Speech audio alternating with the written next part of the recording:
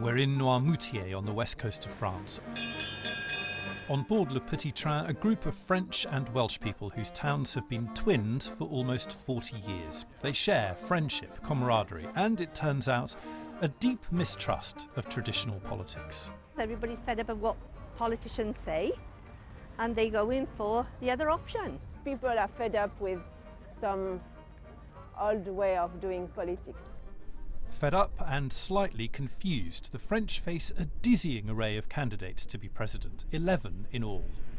What is astonishing about this French election is the almost complete rejection of mainstream politics. The next French president is most unlikely to come from one of the two parties that has run France since the war. What will we do? What will happen? Is so new that we are lost. Our Welsh contingent come from Tredegar, part of South Wales that voted for Brexit. In France, many have the same worries about the EU and, in particular, immigration. It's why the far-right leader, Marine Le Pen, is doing well. They say, well, what are the politicians doing for us?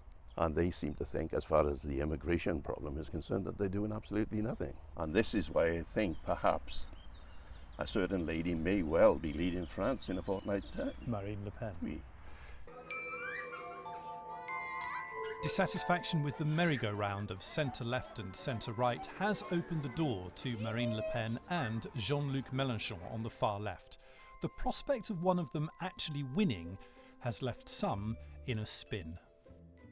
To have Marine Le Pen, for example, or Mr. Mélenchon would be extremely detrimental for all of us.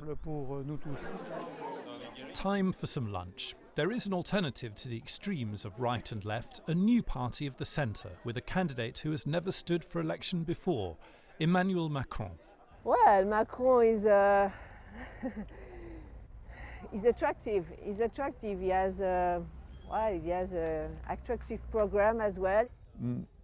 I think many of French people are not sure about him. Sometimes he say white, the day after he say black, so we don't know exactly what he thinks. Macron and Le Pen are the front runners in what is a close race.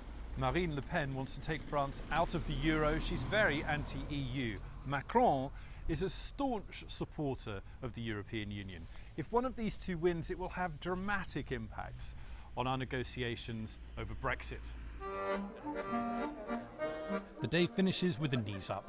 Many here have watched Brexit and Trump and say anything could happen.